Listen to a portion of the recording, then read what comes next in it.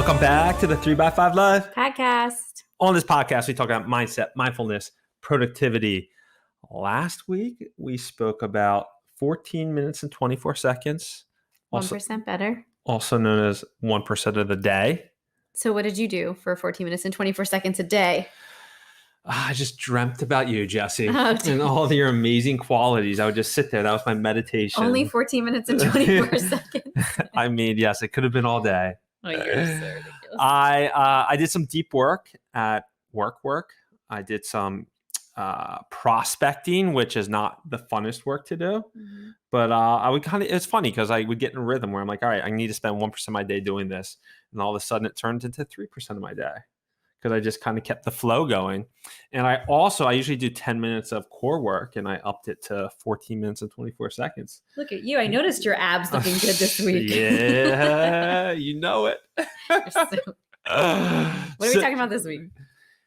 We are talking about breadcrumbs. So this week, Jessie and I have attended 2 funerals, which obviously has made us reflect on life and seasons of life and how fragile life is. Mm-hmm. And so that's something that happened. And I also listened to a podcast, Ed Milet podcast, and he just had this one little mention in the podcast. He was talking about relationships, and he was interviewing not a relationship coach, but a woman that wrote a book about how to make strong friendships and the value of friendships, and comparing a friendship versus being in a marriage and things like that.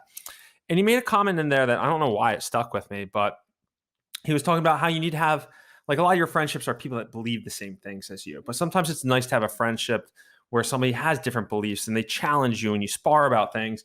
And he's like, Ed Milet's father passed away 2 years ago. And he's like, what I would give to just like spar with my dad about taxes.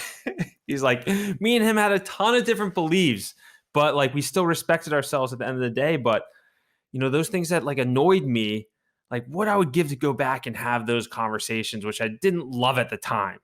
Mm-hmm. And that brings us to breadcrumbs. But before that, like I really want to put a pin in that because I think that for so many of us, I don't know how many conversations I've had where we're looking for a community or a connection with people who are like-minded. We're always like, let's find like-minded people.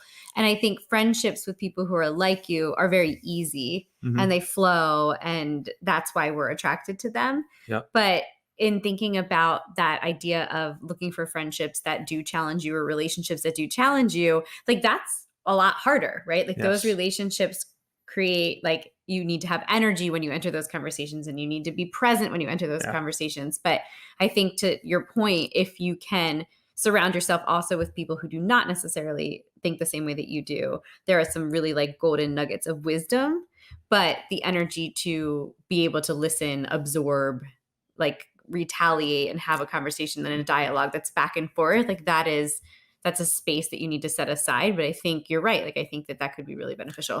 But you have to have the foundation of respect. Like Ed and his dad had the foundation of respect. Mm-hmm. And then they were just, discussing this topic passionately to each other.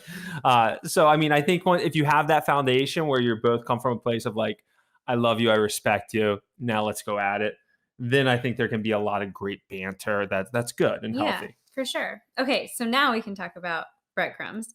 So another relationship book or expert, and I don't exactly know where we read this or where this was from, but talks about this idea of breadcrumbs. And the author was talking about how things that tend to annoy us in our relationships with others mm-hmm. are those things that when that relationship is no longer there, that person is no longer there, when you reflect back, could really be those things that you miss the most. So the breadcrumb idea was like your spouse or whoever it is leaving breadcrumbs on the countertop. And it's that thing that annoys you and that thing that comes up for you. And it's a point of contention, or like dishes in the sink, or like Legos being left out, or not cleaning up after yourself, or those things in our relationships, that those kind of patterns we fall into that drive us crazy about like our spouses or our friendships.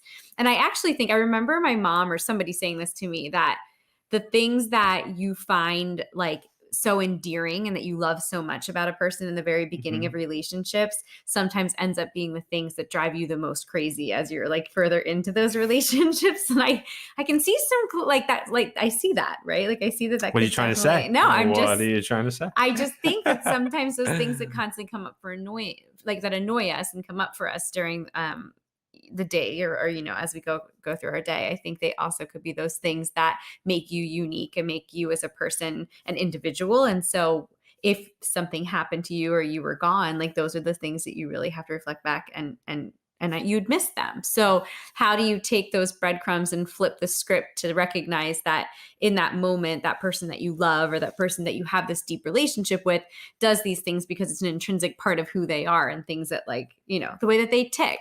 And the reason that they tick is probably the reason why you were attracted to them in the first place, whether it be a friendship or a relationship. Yeah. And I mean, I think we can find that, with our parents or, family members that sometimes, push our buttons, but one day we're going to be like, man, I wish they were here to push that button again. I miss how they, pushed me or asked these questions I didn't feel like answering for the, 15th time this week or things like that. And where I heard about this breadcrumb story was from Bryan Johnson from Heroic. And it came to him through, he had a rooster that was dying. He lives on a farm in Austin, and it was like a great rooster, but the rooster often annoyed him. He'd be in the middle of a Zoom call or an important call, and that rooster's just going nuts.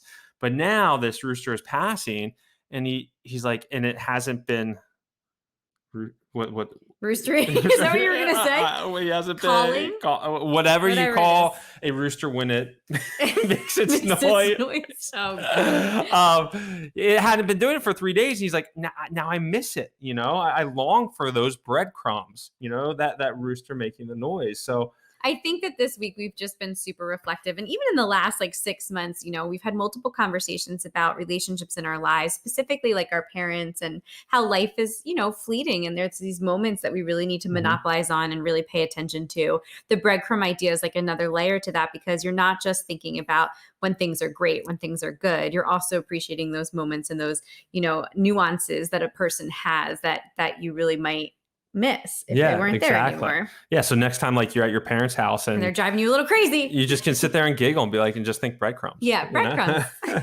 I love it. So this has been a week of reflection with, two funeral events and people who are close to losing loved ones and grief and exactly all the levels of that come with that type of loss. Yep. So, just preserving those memories and seizing those moments with those people is what we kind of wanted to reflect on this week. I'm looking at them as like a gift. Yes, exactly. All right. Take care. Hope you Till have a next great week. week. See ya. We are all